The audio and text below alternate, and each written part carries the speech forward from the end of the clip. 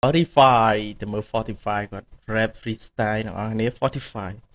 បើតាមខ្ញុំមើល Spotify មានន័យដែរ4 ខែ 5 ថ្ងៃនៅប្រទេសថៃ Spotify ជីវិតគាត់តស៊ូខ្លាំងមែនតើហើយមើលទៅរូបរាងខាងក្រៅគាត់ស្ទាវកាចហ្មងមិនមែនធម្មតាទេតែខ្ញុំចូលចិត្ត style គាត់ទេមែនលយអែមចិត្តកាច់បីសាច់តែលេចផ្លូវជាស្រឡាញ់ម៉ៃក៏រូបក្រាក់វាពក្បាលបញ្ជាក់យំមិនលៀកជាប់ដៃផ្ទុះគុំត្រជាមាត់ភ្លើងចិត្តងុំតែខ្លួនជានៀកលោកយករបបពិសេសនៅពីចង្អាមភ្លៀកសុកគ្រាប់ចូលកណ្ដុងនេះពុតខ្លួនសាច់ជាតិលោកបាញ់ផ្ទះបាទៅពួនដែលហ៊ានអោនមើលចុកក្រោមដៃសុតតែជាមើលឡើងទៅលើ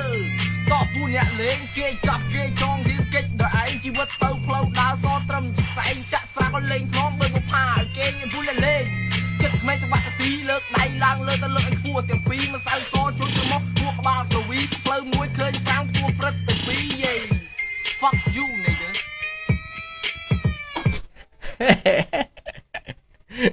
ស្ទាវចុយ